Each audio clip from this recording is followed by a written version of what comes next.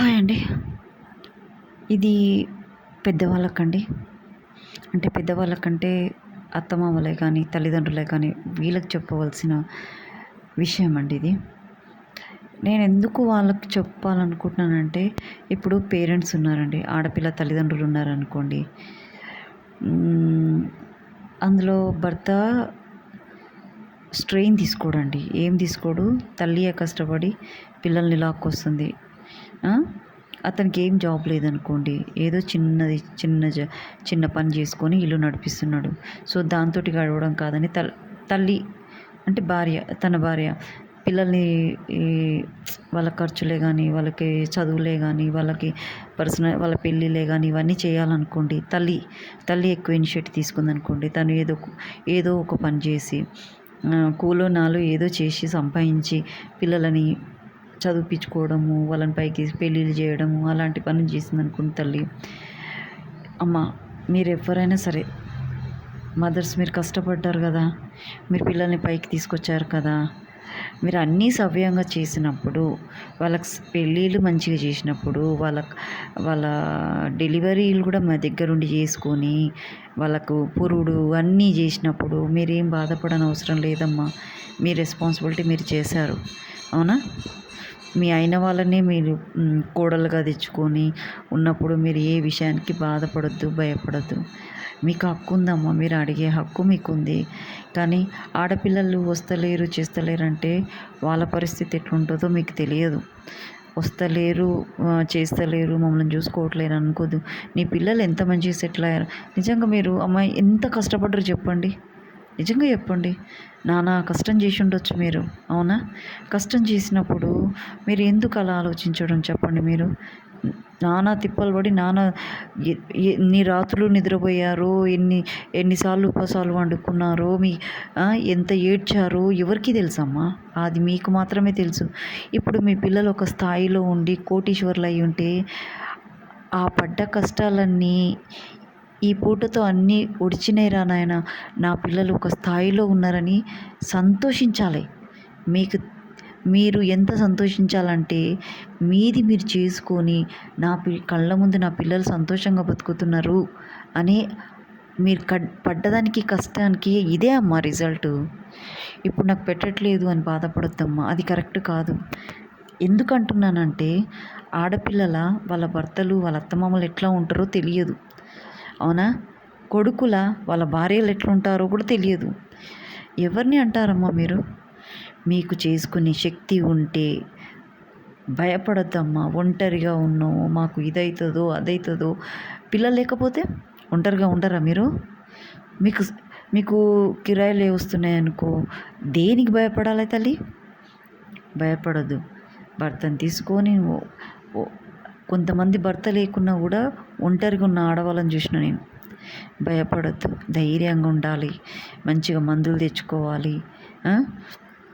చిన్నగా అట్లా నడుచుకుంటూ పోయి మందులు తెచ్చుకోవాలి, తినాలి, మా ఇంట్లో పని చేసుకోవాలి, మనవరాలను ఇంటికి పిలిపించుకోవాలి, హాలిడేస్ వచ్చినప్పుడు అట్లా ఉండాలి. కానీ ఒకరి మీద పోయి ఉండొద్దమ్మా. మీరు అంత కష్టపడ్డ వాళ్ళు ఒకరి మీద పోయి ఉన్నారనుకోండి, చులకనైపోతారు, అవునా? ఎప్పుడు మీరు తల్లి స్థానంలోనే ఉండాలి. ఒకరి దగ్గర పోయి ఉన్నారంటే మీరు చులకనైపోతారు తల్లి. నేను ఎందుకు అంటున్నానంటే, వాళ్ళ ఇంట్లో పోయి మనం ఉండలేము. వాళ్ళ ఇంట్లో పోయి మనము ఏదైనా స్వతంత్రంగా తినాలంటే తినలేము. ఎందుకో తెలుసా? పెద్దరికం. మన పెద్దరికం మనకు అడ్డొస్తుంది, అవునా? అయ్యో, వీళ్ళకి నేను పెట్టి పెంచి పెద్ద చేసి ఈ స్టేజ్కి తీసుకొచ్చిందని వీళ్ళొక్క మాట అంటే మీరు పడలేరమ్మా మీరు. ఎందుకంటే అదన్నీ అనుభవంతో వచ్చిన వాళ్ళ అనుభవం లేకుండా మాట్లాడతారు. చిన్నపిల్లలే. పోనీ చిన్నపిల్లలు అనుకునే మనస్తత్వం మీకు ఉండదు అప్పుడు. ఎందుకంటే ఆ ఏజ్ అట్లాంటిది. అలాంటప్పుడు మీరు ఎట్లుండాలమ్మా? మంచిగా ఇల్లు తీసుకొని భర్తను పట్టుకొని మంచి చేయించుకోవాలి, పనోళ్ళని పెట్టుకోవాలి. పనులు దొరకకపోతే ఇప్పుడు ఎలక్ట్రానిక్ గూడ్స్ వస్తున్నాయి, వాషింగ్ మిషన్లు వస్తున్నాయి, మంచి గిద్ద ఊడ్చుకోలేరా?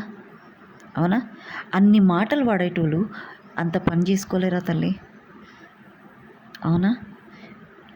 మీకు చేతనైనప్పుడు అట్లా హోదాగా మంచిగా అట్లా పోయి పిల్లలను చూసేసి రావాలి. మీ తర్వాత అది వాళ్ళ ఇంటికి పోయి ఉంటే వీళ్ళెవ్వరు చూడట్లేదు, నేనే చూడాలా వీళ్ళని? నువ్వు ఎంత సొంతం దాన్ని తెచ్చుకొని చేసుకున్నా కూడా దానికి ఏముంటుంది? నేనే చూడాలా? ఇచ్చేదాని పైసలు ఎన్ని? పొద్దున్న నుంచి లేచే వరకు నేను చెయ్యాలి. వాళ్ళ తత్వం అట్లుంటుంది. వాళ్ళ దగ్గర పోయి మనం అనిపించుకోవడం అవసరమా? మన కాళ్ళు చేతులు మంచిగా ఉన్నాయి, చేతనైనంత వరకు చేసుకోవాలి, పనులను పెట్టుకోవాలి.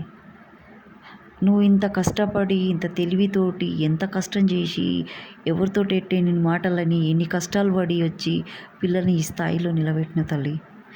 అది ఇప్పుడు అంత నీకే బాధ్యత లేదు. అన్నీ ఒడిచినాయి అమ్మా. అన్నీ ఒడిచినాక నీకు నీ భర్తకు నువ్వు చేసుకోలేవా చెప్పు? ఆడ పోయి వాళ్ళ దగ్గర ఉండి వాళ్ళతో మాటలు పడే బదులు నీది నువ్వు చేసుకోలేవా?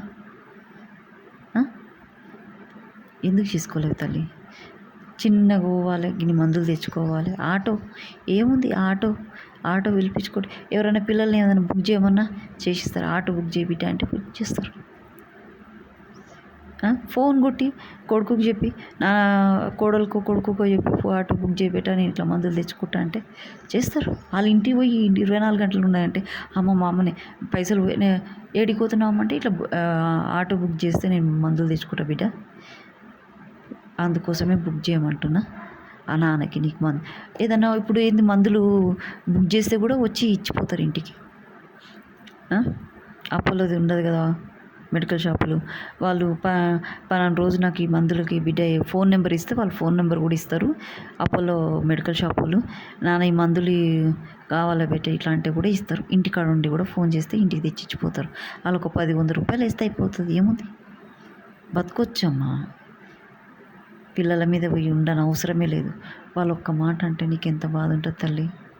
నువ్వు పడ్డ కష్టం అంతా ఎక్కడ పోతుంది? నేను వీళ్ళ కోసం కష్టపడ్డా అనిపిస్తుంది.